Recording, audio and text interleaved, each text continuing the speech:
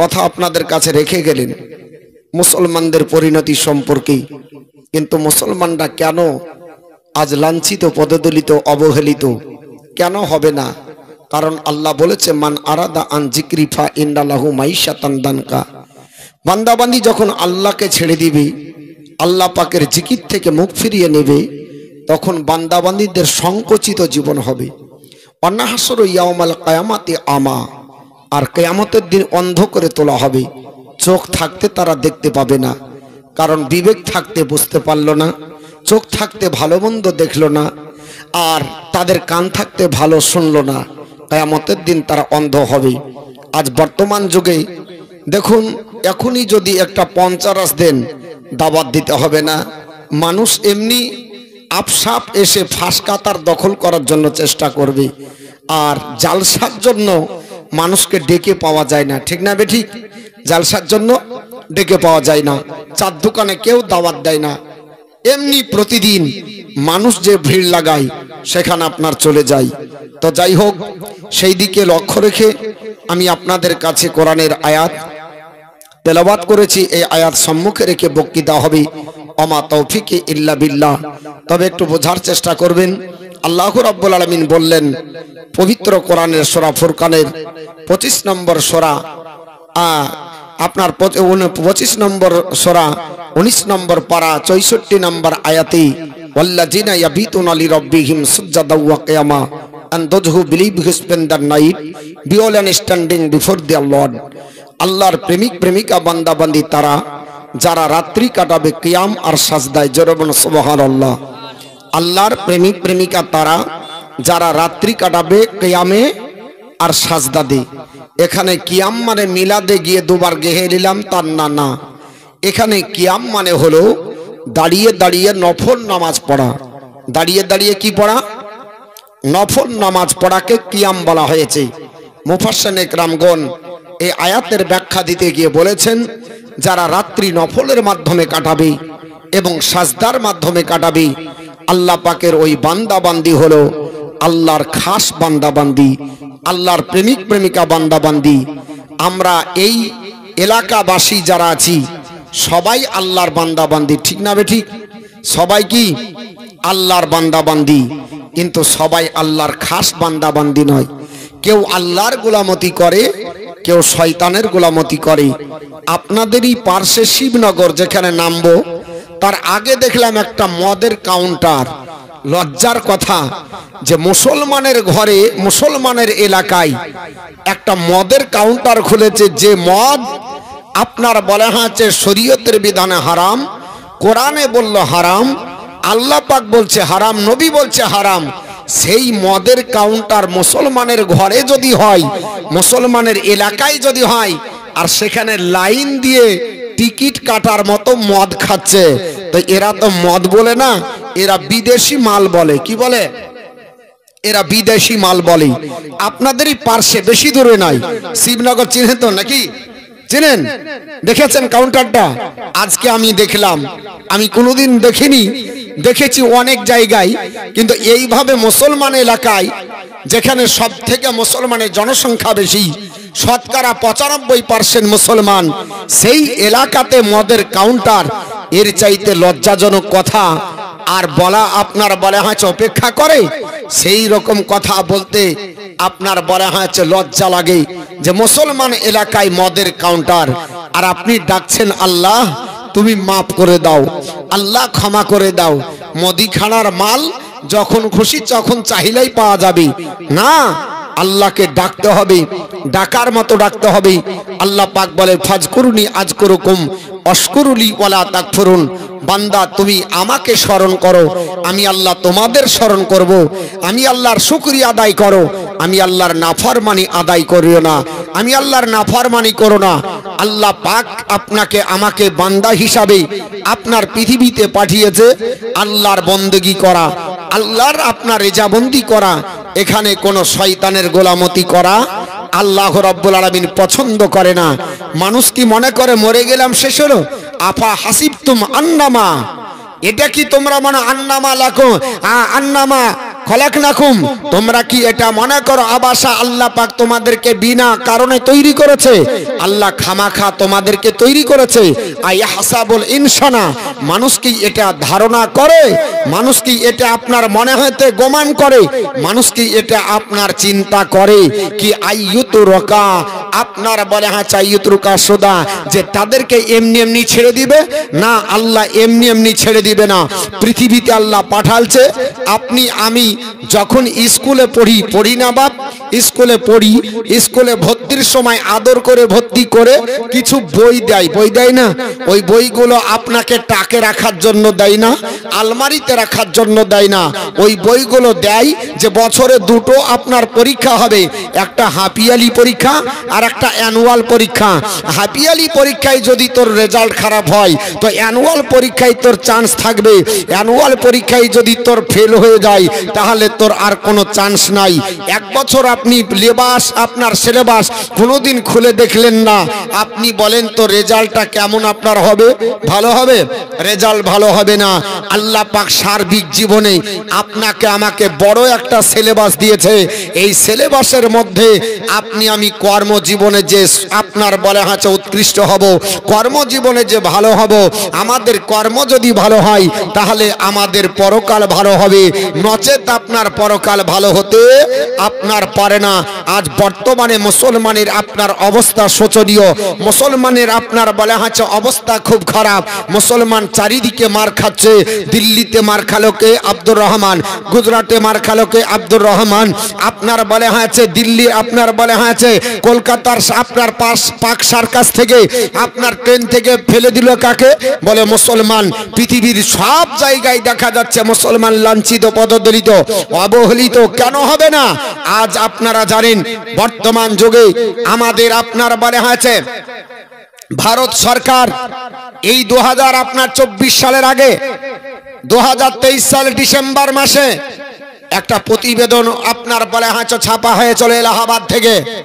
সেখানে খবর দিয়েছিল যে আপনার আগামী 22শে জানুয়ারি রাম মন্দির উদ্বোধনের পরে সর্বপ্রথমে যেটার দিকে নজরদারি করা হবে তার নাম হলো মথুরার শাহী ঈদগাহ মসজিদ। মথুরাতে একটা মসজিদ আছে, নাম হলো তার শাহী ঈদগাহ মসজিদ। নাম শুনেছেন কিনা জানি না। এলাহাবাদ হাইকোর্ট এই ফরমান জারি করলো যে ওই মসজিদের শিলা খুঁড়ে দেখতে হবে, তার ভিত দেখতে হবে, কারণ ওখানে শিবের জন্মভূমি, ওখানে শিবের মন্দির ছিল, এটা তারা দাবি করেছে। আর আপনার বলা হচ্ছে দাবি শোনার পরেও মুসলমানের ঘরের ছেলে তারা লক্ষ লক্ষ টাকা খরচ করে 22শে জানুয়ারি রাম মন্দির উদ্বোধন উপলক্ষে তারা অযোধ্যার মাটিতে গিয়েছিল। যায়নি না যায়নি? নাম শুনেছেন তাদের? দেখেছেন পেপার পত্রিকায়? নাম আব্দুর রহমান, আব্দুল সাত্তার রাখলেই মুসলমান হয় না। What is the definition of Muslim? মুসলমান কাকে বলে? বলে হুজুর জানেন না, গত 2 দিন আগে হাজার হাজার গরু পাড়া হলো, হাজার হাজার ছাগলের জান গেল। আমরা তো আপনার মুসলমান গরু খাই, আজও একটা গরু পাড়ে দিয়েছি, দমন প্রায় মাংস, কয়েকশো লোক খাবে, এটার নাম মুসলমান না। এটা আপনার আমার চিন্তা ধারণা ভুল। A Muslim is one who surrender himself to the will of Allah. একজন মুসলমান তাকে বলা যাবে যে মুসলমান আল্লাহর ইচ্ছার কাছে আত্মসমর্পণ করেছে। যে মুসলমান আল্লাহর ইচ্ছার কাছে আত্মসমর্পণ করলো সে হলো একজন মুসলমান। আল্লাহ গো তোমার ইচ্ছা কি? আল্লাহর ইচ্ছা হলো বান্দা তুই আমার বন্দিগি করবি, সকাল বেলাতে তোর জবানে আমি আল্লাহর জিকির হবে। আল্লাহ রাব্বুল আলামিন বলেন আপনার কাদ আফলাহা মান তাজাক্কা, ওই ব্যক্তি সফলকামী যে ব্যক্তি তার পরহেজগারিতা অর্জন করেছে। কি অর্জন করেছে বাপ? আমার দিকে তাকান, আমার কথা ভালো লাগছে না? আমার কথাগুলো শুনবেন। আমি আপনাদের কাছে কোনো কেসা কাহিনী বলবো না, যতক্ষণ থাকবো কোরআন হাদিস দিয়ে বলবো, কোরআন হাদিসের রেফারেন্স দিয়ে বলবো। কারণ মুসলমানের কেন এত আপনার অবস্থা খারাপ? মুসলমান যে দাবি করছে, আপনি যে মুসলমান, আপনি প্রমাণ করতে পারবেন যে আমি একজন মুসলমান? আপনি কি দিয়ে প্রমাণ করবেন? আপনি একজন যদি ছাত্র হন তাহলে আপনি প্রমাণ করবেন যে আমার আই কার্ড আছে, তাই না?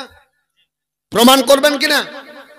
যে আমি স্কুলে ভর্তি হয়েছে, আমার একটা আই কার্ড আছে, দেখো এই স্কুলের আমি আপনার ছাত্র, আমার এই সার্টিফিকেট আছে, এই মার্কশিট আছে, এই অ্যাডমিট আছে। তা আপনি মুসলমান, আপনার প্রমাণ কি? আপনি কি দিয়ে প্রমাণ করবেন যে আপনি মুসলমান? আব্দুর রহমান নাম দিয়ে, আব্দুল সাত্তার নাম দিয়ে মুসলমান প্রমাণ করবেন না? আপনি কি দিয়ে প্রমাণ করবেন? শতকরা 90% যুবকেরা বিবাহ করতে গিয়ে কলমা পড়তে পারে না। হুজুরকে জিজ্ঞাসা করেন, যে মৌলভী সাহেব কলমা পড়াতে যায় ওই নিজেই ভুল করে ফেলে। কেন? যে ওর ভুল সংশোধন করতে গিয়ে 3 বার না বললে পড়তে পারে না। তাহলে একজন মুসলমান সে নিজের কলমাটা পড়তে পারে না আর দাবি করছে আমি মুসলমান। তো তোমার মতো মুসলমান মার খাবে না তো কে খাবে? বদরের প্রান্তরে 313 জন মুজাহিদ, তারা আপনার যুদ্ধ করে আল্লাহর আপনার বলে হাতে সাহায্য প্রাপ্ত হয়ে দুনিয়ার বুকে বিজয় পতাকা উত্তোলন করেছেন। আর বর্তমানে 1/3 মুসলমান। গোটা বিশ্বের মাটিতে 650 কোটি মানুষের মধ্যে মুসলমানের জনসংখ্যা প্রায় 180 কোটি। 1/3 মুসলমান থাকা সত্ত্বেও মার খাচ্ছে। কারণটা হচ্ছে মুসলমানের লেবাস মুসলমান, মুসলমানের খাদ্যটা মুসলমান, মুসলমানের পরিচয় নামটা মুসলমান, মুসলমানের কর্ম মুসলমান নয়। মুসলমানের কর্মজীবন যদি আপনার ইসলামিক রঙে রঞ্জিত হয় তাহলে মুসলমানের উপর আঙ্গুল তুলে খবরদারি করার মতো ক্ষমতা পৃথিবীর জমিনে আর কোনো বাতিল আপনার পন্থীর নাই। কারণ মুসলমান যখন নারায় তাকবীর দেয় সমস্ত বাতিলদের হাত থেকে তরবারি জমিনে পড়ে তাদের হাতে প্যারালাইসিস সৃষ্টি হয়। এটা খয়বারের প্রান্তরে হযরতে আলী মুর্তজা দেখিয়ে দিয়েছেন। আর আজকে বর্তমান যুগে আমরা মুসলমান দাবি করেছি, জনসংখ্যায় আমরা দেখাই, জনসংখ্যা দিয়ে মুসলমানের আপনার বলে হয়েছে প্রবৃত্তিকে আপনার প্রমোট করা সম্ভব হয় না। মুসলমান একজন তার আপনার কর্ম হবে সকালবেলায় উঠে আল্লাহর পবিত্র আপনার বলা হয়েছে পবিত্রতা অর্জনের জন্য সে আপনার বলা হয়েছে কাদ আফলাহা মান তাযাক্কা, যে ব্যক্তি আপনার নিজে পবিত্রতা অর্জন করলো, ওয়া যাকারা ইসমা রাব্বিহি ফাসাল্লা, আর আল্লাহ পাকের জিকির করলো, আল্লাহ পাককে স্মরণ করলো, আল্লাহ পাকের নাম নিল, ফাসাল্লা তারপর নামাজ আদায় করলো। মুসলমানের ঘরে ছেড়ে রাগ করবেন না, don't mind about my lecture. রাত্রিবেলায় যখন আমাদের যুবকেরা ঘুমায় ভালো করে দেখবেন এরা রাত্রে ঘুমাতে ঘুমাতে বুকের উপরে মোবাইল নিয়ে ঘুমিয়ে যায় না বাপ। সকালবেলায় রাত্রি আপনার 12টা 1টায় ঘুমাইছে, সকালবেলায় যদি তাকে ডাক দেওয়া হয় আব্দুর রহমান তাড়াতাড়ি উঠ, কালায়ের ভয়ে যেতে হবে, আপনার তিলের জমিতে যেতে হবে, পাটের জমিতে যেতে হবে, সন্তান আপনার ডাকে সাড়া দেওয়ার আগে বিছানা হাঁচড়ায়। কারণ ও মাল কোথায় পড়ে গেছে খুঁজে পাচ্ছে না, আগে মালটা লিবে তারপর বাপের ডাকে সাড়া দেবে। এ হলো মুসলমান। বাড়িতে যারা আপনার নারী আছে তাদেরকে জিজ্ঞাসা করবেন আপনি বাড়িতে কাজে যান, সে বলছে হ্যাঁ গো আমি একাকিত্ব, বাড়িতে নিঃসঙ্গ, আমার তো সঙ্গ নাই, আমি কি করে দিন কাটাবো, তো আমাকে একটা বড় বাস দাও। বাস বুঝেন? এই বড় একটা আপনার 22,000 টাকা দামের বড় বাস কিনে দিলেন, ও আপনার বলে হচ্ছে আল্লাহর জিকির বাদ দিয়ে নামাজ বাদ দিয়ে কখন যে কিরণমালা দেখতে দেখতে তার রাত্রি আপনার কাটলো, ফজর হয়তো 9টার সময়তে সকাল হয়, ঝাড়ঝাটা বাসি জ্বলছে। যাই না আপনাদের দিকে? ভদ্র সমাজ এদের ঘুম ভাঙে 9টার সময় ঘুম ভাঙে। আর আল্লাহর কোরআন পড়তে হবে ফজরের নামাজের পরে। ফজরের নামাজের পরে কোরআন পড়েন। ইন্নাল কোরআন আল ফজরি কানা মাশহুদা, নিশ্চয় ফজরের কোরআন তেলাওয়াত এটা আল্লাহর দরবারে সাক্ষী হবে। জোরে বলুন সুবহানাল্লাহ। আজ ঘরে ঘরে কোরআন তেলাওয়াত নাই, আছে ঘরে ঘরে কিরণমালার গল্প, আছে ক্রিকেট খেলা। যদি এখনই খেলা হয় আমি বলছি 9% মুসলমানের ঘরে মোবাইলে আপনার অ্যাপস ডাউনলোড করবে এবং আপনার বলে আছে তারা আপনার বলে আছে নেট চালু করে খেলা বাড়িতে বসে বসে দেখে। কিন্তু আজকে 90% বাড়িতে নামাজি নাই। কথাটা সত্য না মিথ্যা? ক্রিকেট খেলা হলে দেখে কটা বল পড়েছে একটাও মিস করে না, খেতে খেতে যেটুকু বাকি থাকে ওটা কাজা আদায় করে নেয়, কারণ পরবর্তীতে দেখে নিতে হবে।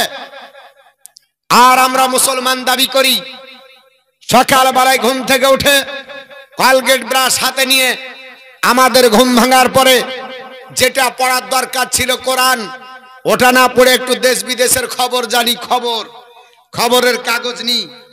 আপনি জানেন মুসলমান কোরআন না পড়ে খবরের কাগজ পড়ি।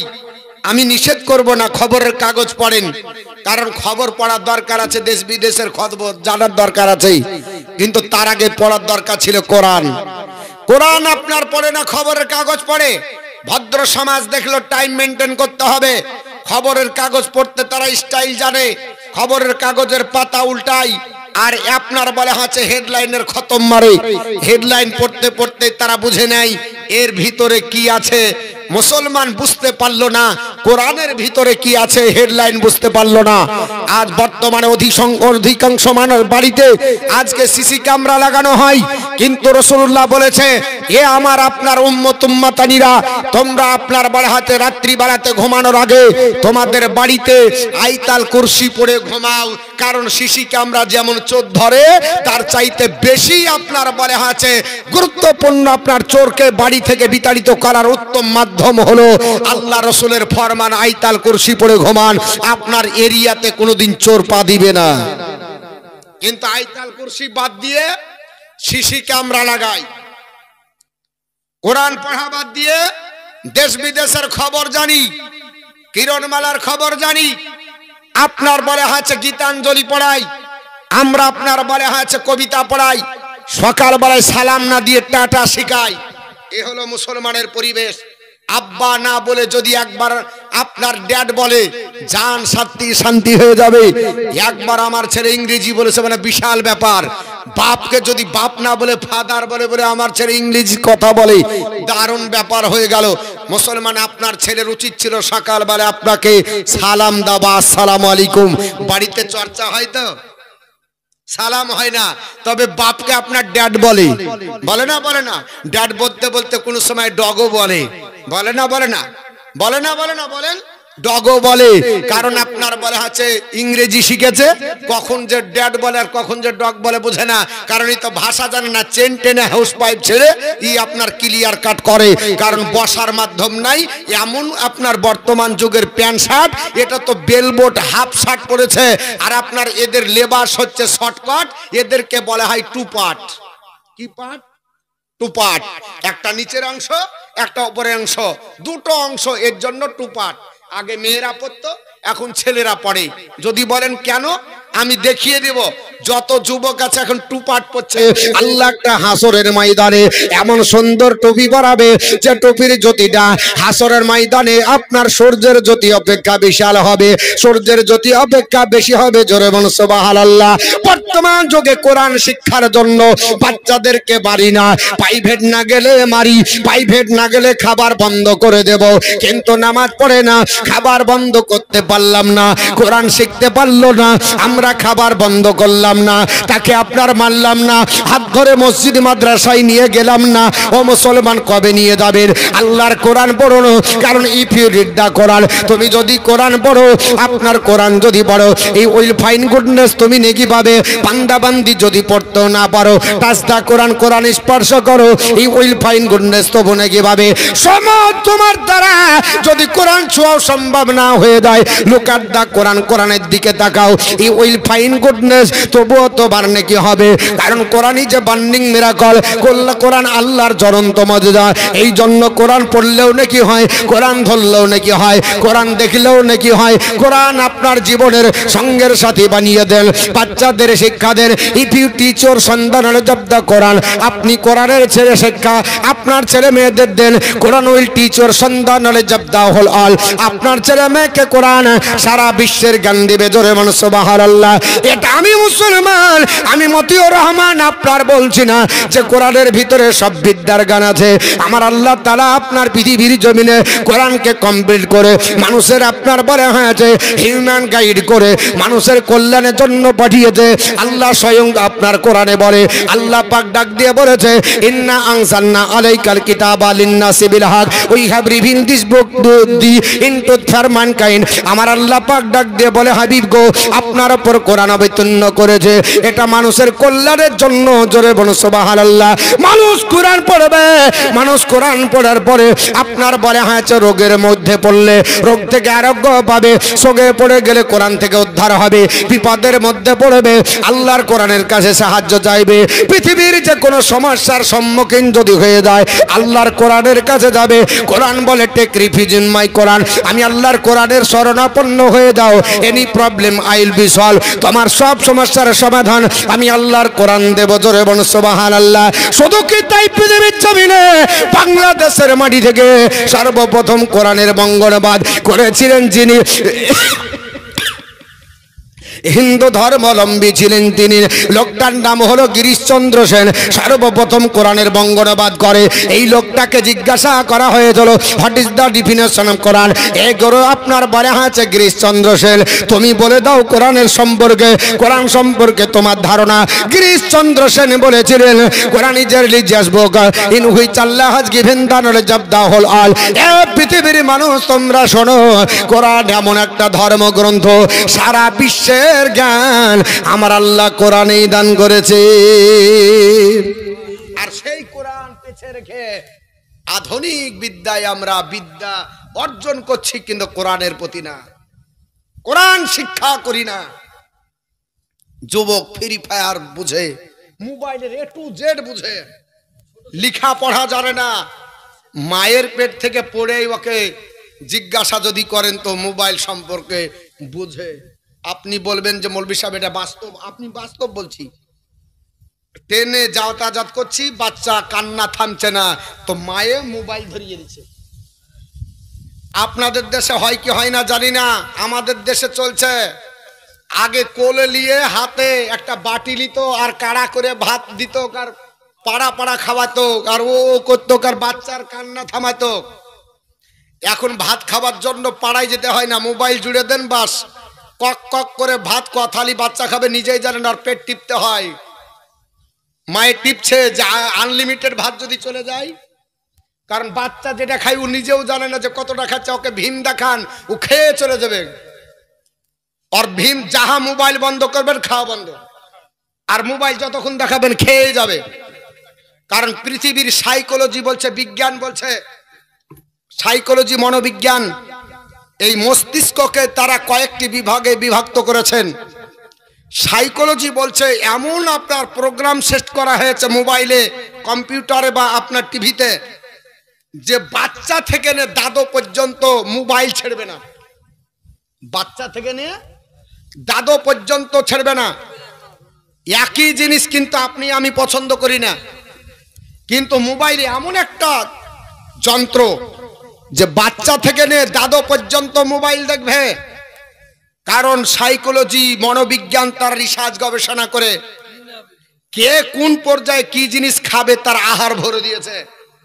কারণ একটা বাচ্চা ছেলের হাতে যদি মোবাইল দেন, ওকে কার্টুন ছাড়াও কিচ্ছু বুঝে না।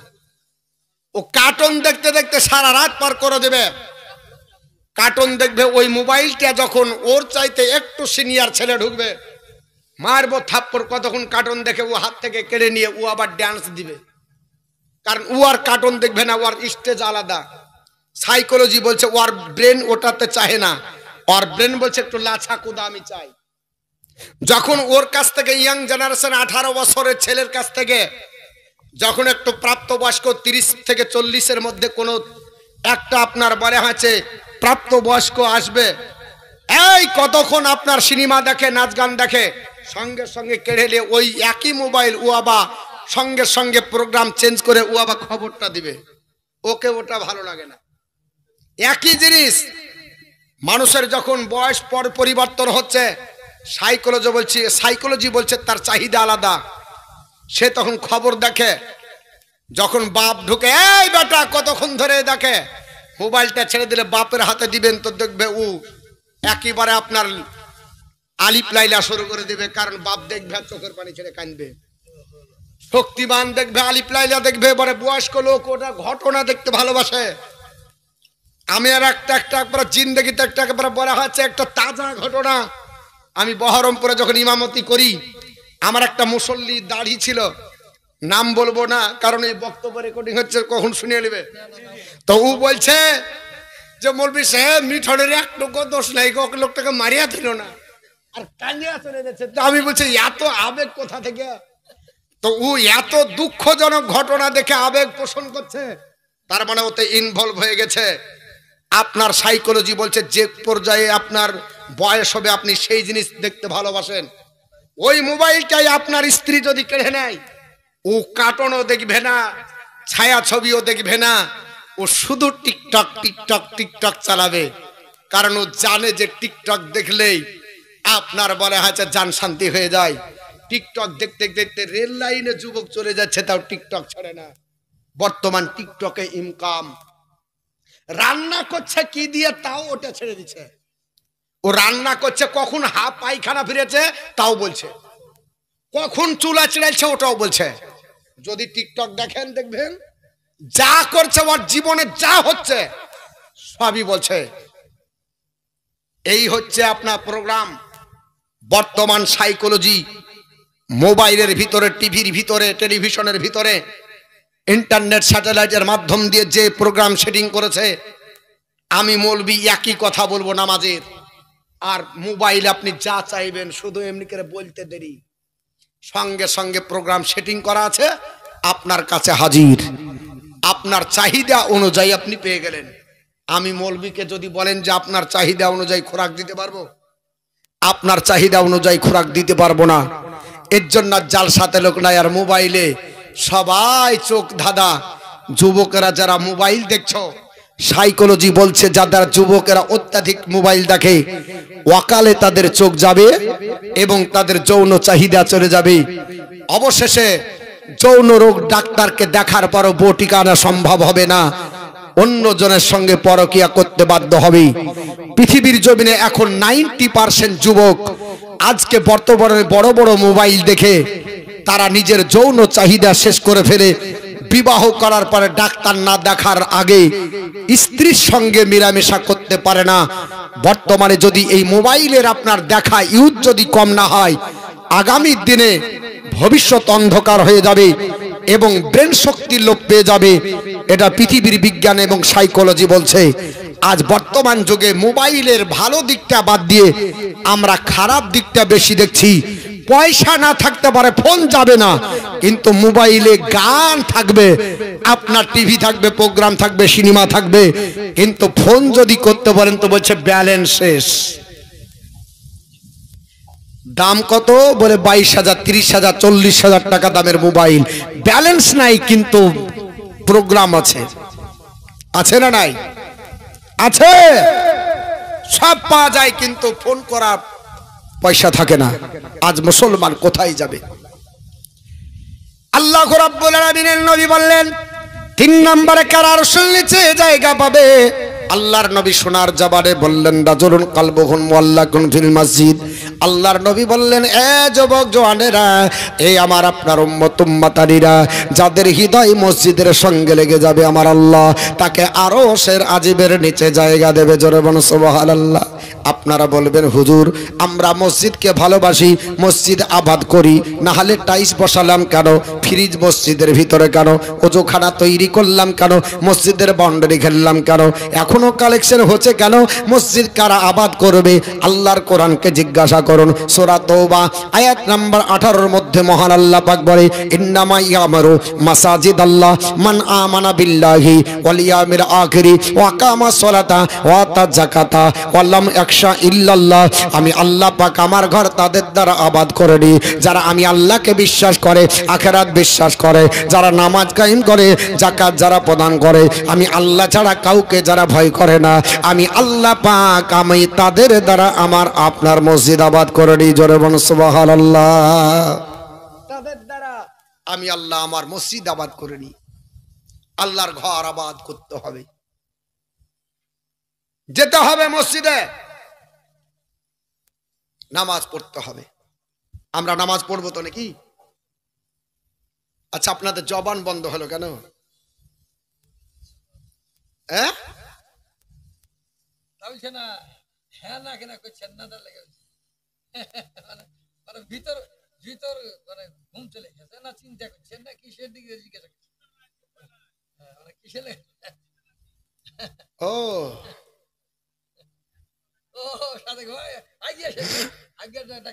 কারণ টাইম তো আপনার শেষের দিকে, ওর জন্য বলছে মৌলভী তুমি বুঝতে পারো না, আমরা দেখছি যে ঘড়ি কই না, ঘড়ি টেবিলে, ও মানে বক্তাকে ফাঁকি দিচ্ছে যেন দেখতে না পাই। হ্যাঁ,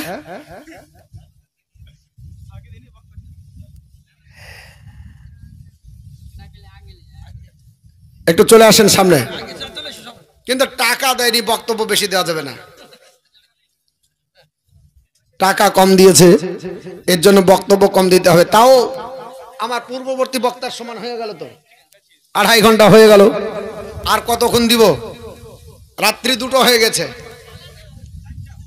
হ্যাঁ, তাই হয়। 1000 টাকা করে দেন, 4 জন বাকি আছে, যে হাদিসটা বলবো বলেছিলাম। না না, টাকা বলছি না,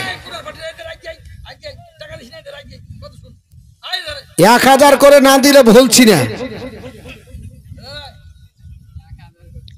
1000 টাকা করে লাগবে। 4টা যুবক যদি 1000 করে দিয়ে দেয়, তাহলে এই হাদিসটা শেষ করবো ইনশাল্লাহ। যে হাদিসটা ধরেছি এই হাদিসটা শেষ করব। একটা ব্যক্তি দেন 1000, আর একজন হয়েছে, নাই কালায় লাভ হয়নি। হ্যাঁ, তিল পুড়ে গেছে।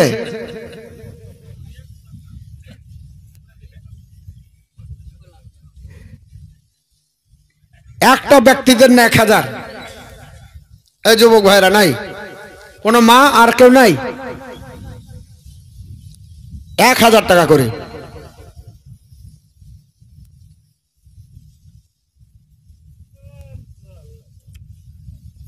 আর দিবে না, ঠিক আছে, না দিবেন, শুনেন, খানিক শুনেলেন বাস। আল্লাহুম্মা সাল্লি আলা মাওলানা হৃদয়ের মাঝে একটাই বাসনা, যাহাব আমি সোনার মদিনা। আমরা সকলে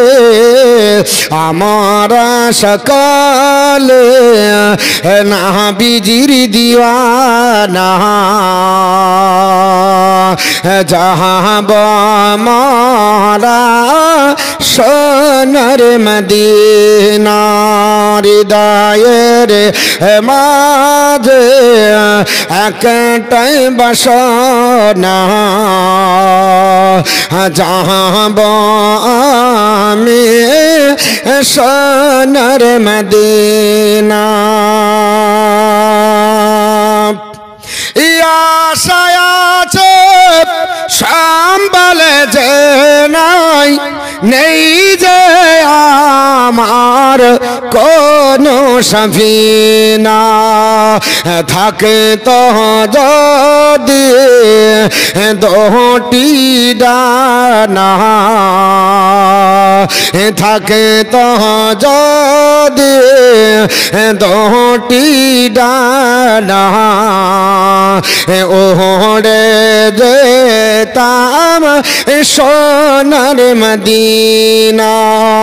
হৃদয়ের মাঝে একটাই বাসনা, যাহাব আমি সোনার মদিনা। মারণ দিয়া গো মদিনার মাটিতে লাগে পাক রব্বানা। মুখেতে দরদার, মুখেতে দরদার সালামের নজরানা, নিয়ে যাব সোনার মদিনা আমরা সকলে নবীজির দিওয়ানা যাব মোরা সোনার মদিনা। আমার মুসলমান বলছিলাম আপনাদের কাছে পৃথিবীর জমিনে তহিদুল ইসলাম ৫,০০০ টাকার দাতা জোরবান জিন্দাবাদ। আমার মুসলমান আপনাদের কাছে বলছিলাম এ মুসলমান ৩ নম্বরে কারা আরশের আজিবের নিচে হবে, আল্লাহ আরশের নিচে বাসিন্দা কাকে বানাবে, এয়ার কন্ডিশনে জায়গা কারা পাবে। নবী বললেন রাজুলুন কলবুকুন মুআল্লাকুন ফিল মসজিদ, যার হৃদয় মসজিদের সঙ্গে লেগে যাবে আমার আল্লাহ পাক তাকে আরশের আজিবের নিচে বানিয়ে দিবে জায়গা। ৪ নম্বরে কারা আরশের নিচে জায়গা পাবে, আমার নবী সোনার জবানে বললেন রাজুলান তাহাব্বান ফিল্লাহি ইজতামা আলাইহি ওয়া তাফাররাকান আলাইহি। আল্লাহর নবী বললেন সাহাবারা একে অপরকে ভালোবাসো, ওই ভালোবাসাটা যেন আল্লাহর জন্য হয়। আল্লাহর জন্য যদি কাউকে ভালোবাসো তোমার জায়গাটা আরশের নিচে হবে। একে অপরকে যদি ঘৃণা করো ওটাও যেন আল্লাহর জন্য হয়। আমার আল্লাহ পাক তোমার জায়গা আরশের নিচে বানিয়ে দেবে। বলে মাওলানা মতিউর রহমান আল্লাহর জন্য ভালোবাসা বুঝি, আল্লাহর জন্য মহাব্বত বুঝি, কিন্তু ঘৃণা কি করে করব, একে অপরকে কি করে ঘৃণা করব। এ মুসলমান পৃথিবীর জমিনে ওই লোকটা যদি খোদাদ্রোহী হয় আপনার ঘৃণা করা ওয়াজিব হয়ে যাবে। লোকটি যদি রাসূল বিরোধী হয় ঘৃণা করা ওয়াজিব হয়ে যাবে। কোরআন বিরোধী যদি কথা বলে ঘৃণা করা ওয়াজিব হয়ে যাবে। মসজিদ মাদ্রাসার বিরুদ্ধে যদি বলে লোকটাকে ঘৃণা করবেন। যদিও লোকটি বা মেয়েটি যদি আপনার মুসলমান হয় তবু নবীর ভাষা হলো ওকে ঘৃণা করা ওয়াজিব হবে। যেমন সালমান রুশদি বাবা মুসলমানের ঘরে ছেড়েছিল, বড় লেখক ছিল পৃথিবীর জমিনে।